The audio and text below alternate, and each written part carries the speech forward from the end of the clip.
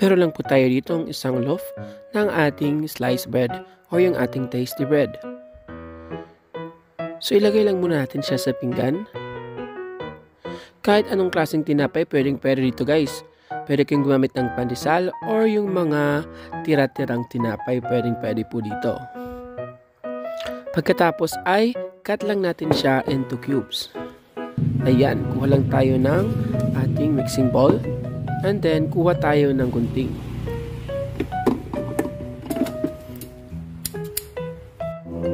Pagkatapos ay ikakat lang natin siya into cubes. Ayan, nakadepende po sa inyo kung gaano kalalaking cut ang inyong gusto. Pero kailangan na medyo lakihan mo ng konti guys kasi ninipis pa siya pag itinoast natin or ipinan-fry natin siya. Ayan, sabi ko nga kanina guys ay pwede po kayong gumamit ng kahit anong klaseng tinapay. Siguraduhin lang natin na yung ating tinapay ay yung matabang na tinapay, hindi yung matamis. Pwede kayong gumamit dito ng pandesal, pwede din kayong gumamit ng monay, or kahit anong matatabang. Ayan, para po sa ating complete list of ingredients, ay inilalagay po natin yan sa ating description box. Ayan, kung nakasubscribe na po kayo sa ating YouTube channel, 300,000 subscriber na po tayo. Ayan, congrats po sa atin. At sa ating Facebook page, mag-follow na po kayo dahil 11,000 followers na po tayo.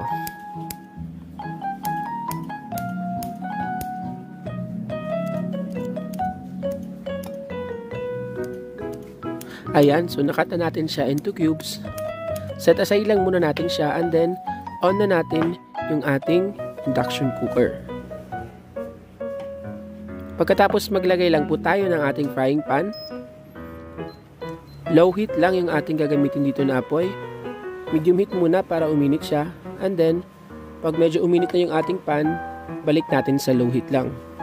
Pagkatapos ibuhos na natin yung ating in-slice na ating tinapay. Pagkatapos continuous stirring lang guys para hindi ito masunog sa ilalim. Ayan, meron po tayong dalawang option sa pag-toast or sa pagluto ng ating tinapay. Una, ito ay ating ipinan-fry ito. Kung wala po kayong oven ay ganitong process na lang ang inyong sundin. Pero kung meron na po kayong oven ay pwede nitong i-bake lang ng 5 minutes guys. Hindi nyo muna gugupitin yung ating sliced bread. I-bake muna natin siya ng 5 minutes. Antayin lang natin na matusta siya ng maigi. Pagkatapos ay gugupitin na natin siya into cubes.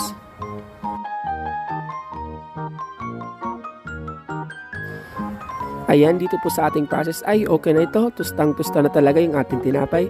Patayin lang natin yung ating induction cooker. Pagkatapos ay ilipat natin siya sa ating mixing bowl. Dahil meron pa po tayong gagawin na mas magpapasarap sa ating recipe. Ayan guys, siguraduhin nyo lang na talagang matusta ng maigi yung ating tinapay. Para kumapit yung ating ilalagay mamaya.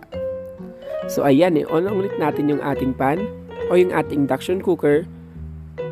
And then maglagay tayo ng 1/4 cup ng ating tubig. Maglalagay din tayo ng 1 cup ng ating brown sugar. And then tunawin lang muna natin yung ating asukal guys. At antayin itong kumulo bago natin ilagay yung ating main ingredient.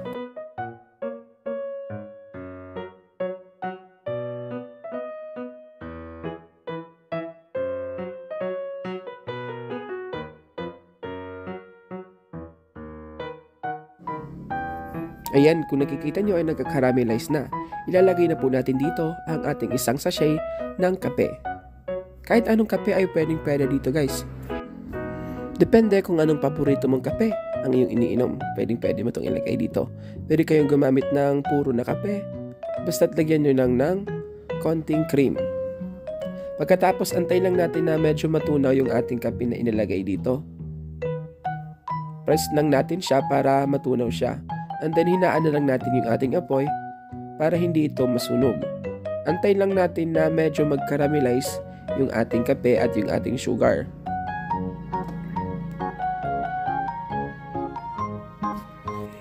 Ayan, kung hindi ka pa nga nakasubscribe sa ating YouTube channel, mag-subscribe ka na, lalong-lalo na po sa ating Facebook page dahil meron po tayong paparating na giveaways para po sa ating 300,000 subscribers sa ating YouTube. Ayan guys, medyo okay na to. Nagka-caramelize na po siya. Papatayin na lang natin yung ating apoy.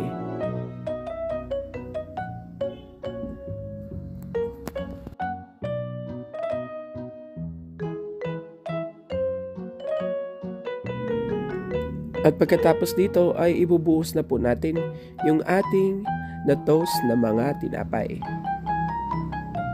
Ibuhos na natin yung agad. Agad-agad natin siyang i-mix guys kasi mabilis siyang lumamig at mag-cool down yung ating caramel.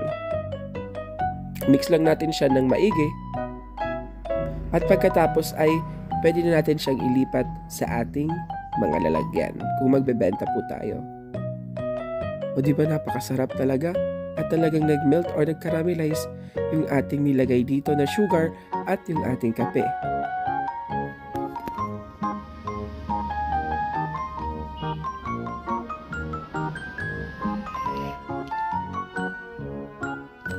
Ayan guys, tara na at magtitikiman time na tayo.